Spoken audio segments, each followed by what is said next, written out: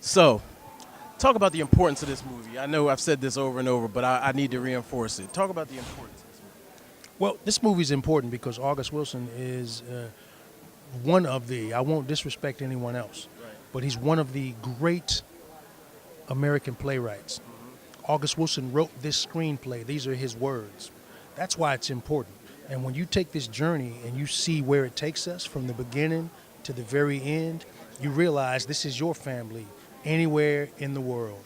It just happens to be an American family telling the story, and they happen to be of African descent. That's it. But they could be Hispanic, they could be Asian. It doesn't matter.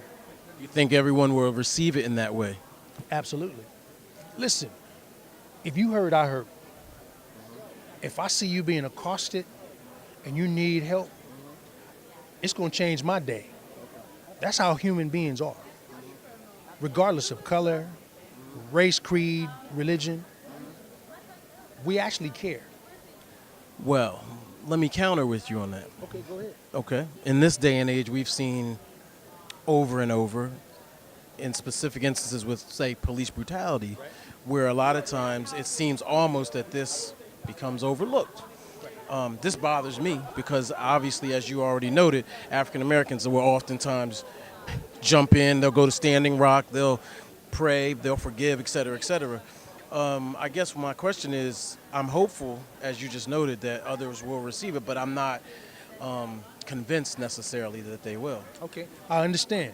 And when I say everybody cares, people care, they do. A lot of folk care about the wrong thing.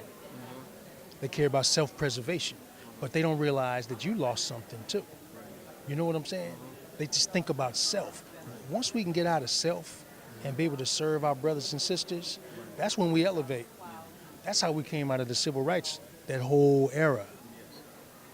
Was people at home, we were out there taking the blows, being tortured, being terrorized, because that was terroristic behavior.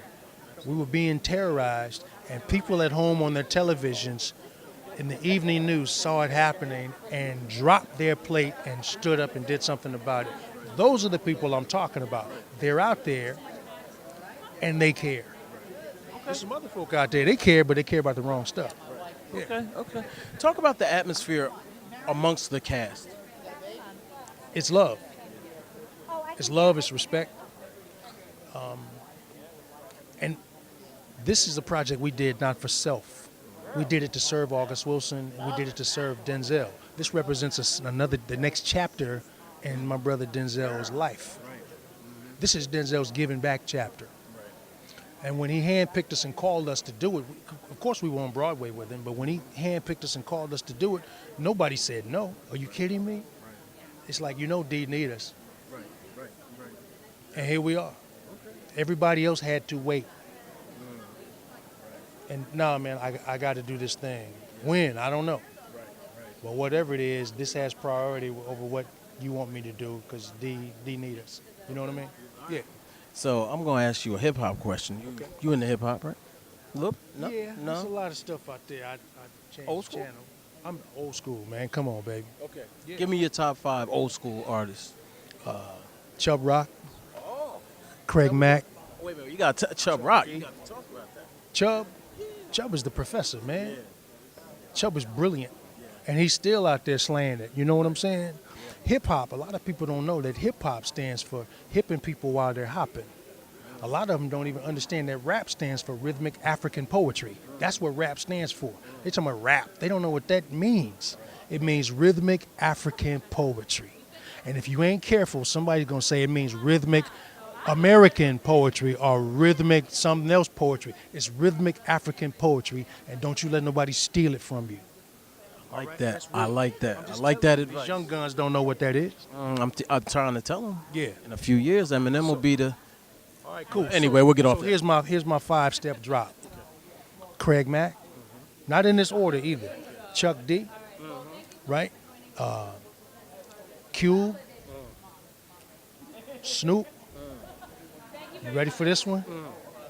Pac and Biggie together. I almost dropped the mic on that one. I'm serious. Yeah. Pac and Biggie together because they held that whole thing down together. One fed the other. And that's why they're so amazing, because one fueled the other one. So that's Pac and Biggie together. That's my top 5, man.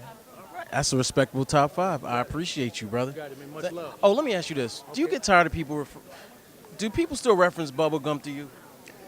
Yeah, but people don't know what they're talking about. I'm proud of Forrest Gump, but people think my name is Bubba Gump. And that's stupid. I laugh too. I try not to laugh in people's face. But the character is Bubba Blue.